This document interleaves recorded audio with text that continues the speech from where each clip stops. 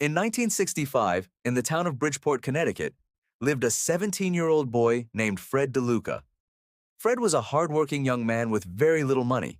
He worked at a hardware store earning only $1.25 an hour, which was barely enough to buy lunch, let alone pay for his dream of becoming a doctor.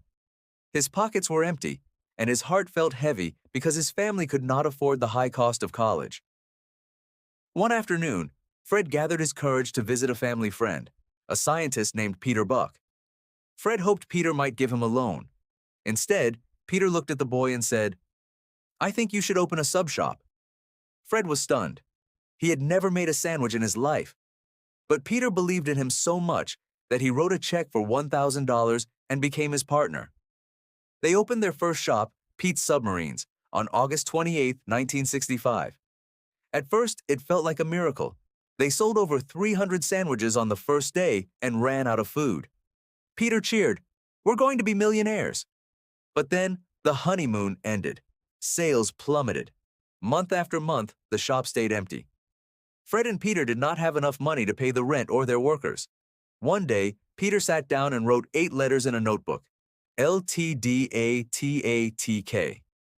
"What does that mean?" Fred asked. "Lock the door and throw away the key," Peter replied. It was the moment every common man fears, the moment of total failure. But Fred refused to give up. Instead of closing, they did something crazy. They opened a second shop. They hoped that having 2 shops would make people believe they were successful.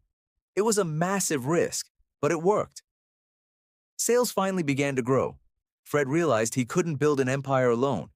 He decided to let other regular folks own a piece of the dream through franchising. Unlike other big restaurants that cost millions to start, a Subway was cheap and simple. It was affordable, costing only about $10,000 to $15,000 to start. It was humble too. You didn't need a huge kitchen. A Subway could fit inside a gas station, a tiny basement, or even a convenience store.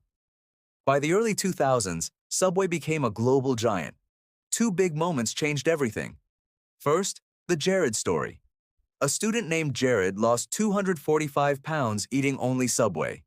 Suddenly, the world believed fast food could be healthy. Then, the $5 footlong. In 2008, when the world was in a financial crisis and people were struggling, Subway offered a massive sandwich for only $5. It was a message of hope for the common man who wanted a good meal for a fair price. By 2015, Fred's $1,000 dream had grown into the largest restaurant chain on earth, with over 40,000 shops. Fred DeLuca's life teaches us that you don't need a lot of money to change your life. As he wrote in his book, most people don't think regular folks with ordinary ideas can do big things, but they are wrong. His final message to anyone with a dream is simple. Getting started is what it's all about.